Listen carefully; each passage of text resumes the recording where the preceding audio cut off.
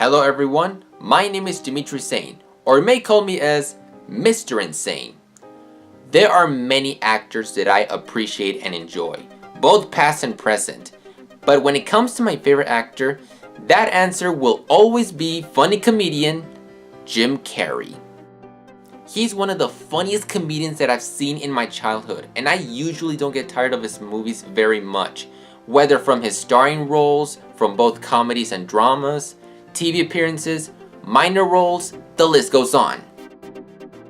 Now, I am aware that Carrey's career is not as strong as he used to be in the past, and recently he's been making comments that might get controversial for many people in today's standards. But whether I agree with him or not, I'm not talking about his personal life. Instead, I'm mostly talking about is his career and all of his amazing performances with good directors and actors that he has worked with. Now, try not to panic. I'm not looking at all of Jim Carrey's movies in a row. At least I'm having a variety of reviews that I'm planning to do. So the next review that I'm making is not going to be a Jim Carrey movie, so I don't want to get you all tired of. And it's not like he made that many movies. He at least made 37 at best. Yeah, 37. And I'm even counting the minor roles. So that Simpson prediction that never came true, where Lisa Simpson is looking in the future, where she's going to a movie theater watching 40 classic films starring Jim Carrey. So right now, I'm planning to start reviewing his 80s films. Which is funny because I grew up with his 90s films, and the 80s films, I just discovered them when I read his filmography. So I really was trying to find all of these movies on DVD, and when I bought the movies, I wanted to see how he stands out on them.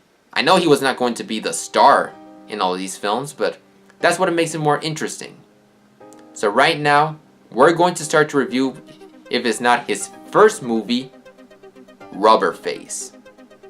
The story is about a girl named Janet, who's played by Ada Glansberg. She's supposed to be the funny girl to all of her high school classmates and trying to bring jokes in moments that are not really that funny. After she gets an assignment to write an essay, which her topic is comedy, she goes into this place where they bring stand-up comedians on stage, and there she meets a boy named Tony, played by Jim Carrey, who's struggling his career, and he gets the help of Janet to make his routine better. For such good luck, I actually took a look at this movie on television before I bought the DVD. You see, I remember changing the channels of when they announced a movie called Janet, starring Jim Carrey. So when I heard about that, I wanted to see this film because I never heard of. So when the time came, I started watching the film, and to be honest, I was prepared. For the fact of the movie's title and the fact that Jim Carrey gets second top billing, I was already prepared that he was not going to be the main lead. So I still saw it from beginning to end. And I liked it. Now, okay, this movie is not remotely funny, and it has many flaws that make me stop calling this a good movie. But it has a few moments that did let me enjoy it very often. So I'm going to talk about the good and the bad things about this feature. Now, I do think that the story is very simple, but I feel that it didn't flesh out on the direction.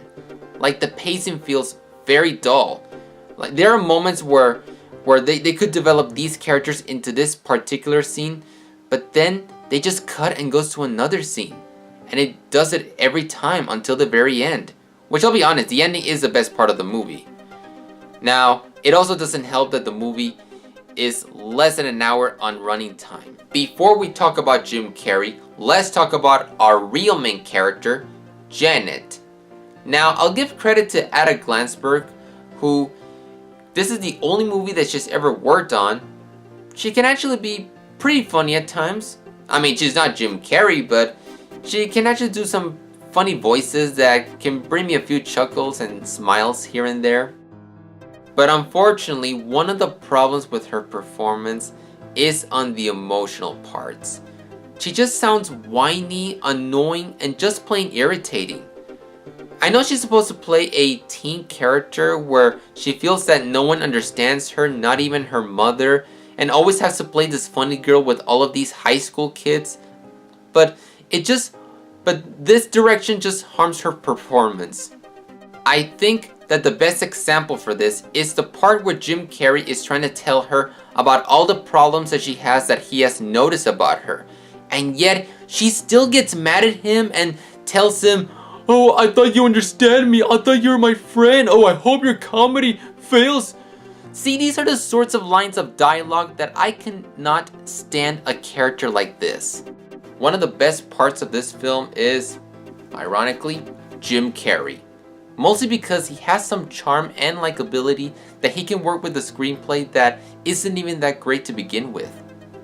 I do like the idea that being one of his early works, Carrey's character is trying to gain some confidence to reach his goal of being a comedian in the future, which is basically what happens with him in real life. My favorite moments are the parts where Janet and Tony are hanging out.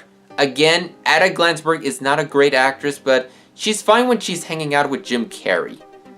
My favorite scene is the part where Tony and Janet are trying out all the hats and doing impersonations of actors or characters, and at the very end of the scene, Tony is saying that he doesn't want to be these characters, but instead, he wants to be himself. I feel that's a very genuine moment, and I really don't get tired of this scene every time. While the screenplay is kind of bland, at least these moments can showcase Carrey's talent that will later develop in the future, and it can be very funny at times. I'm reading a lot of comments that many people find this movie to be bad and horrible, and why Carrey chose this movie is ruining his reputation. Well, first of all, it's one of his early works, and a Canadian television film for that matter. And second, I feel that the marketing is what's harmed this movie a little bit. You see, Rubberface was not the original title, but instead, the original title is Introducing Janet.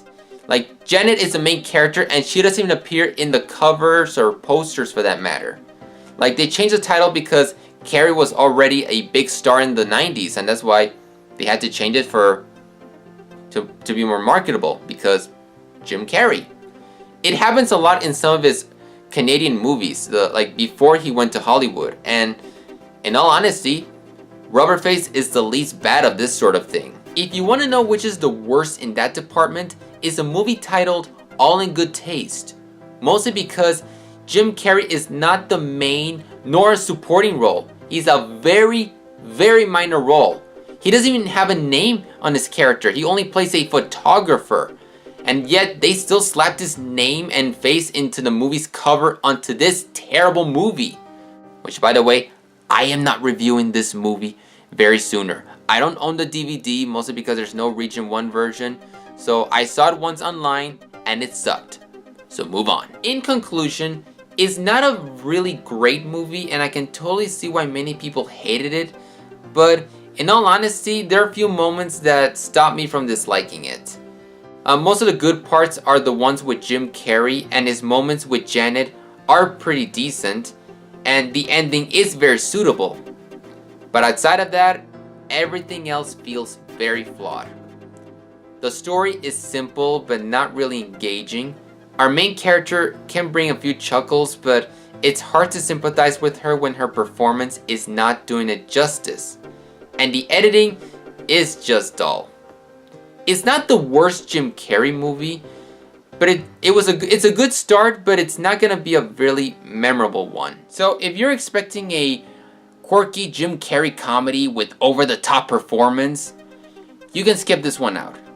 But if you're curious what he has ever done in his early career, just give it a small watch. I'm definitely planning to watch all of Jim Carrey's movies and review them.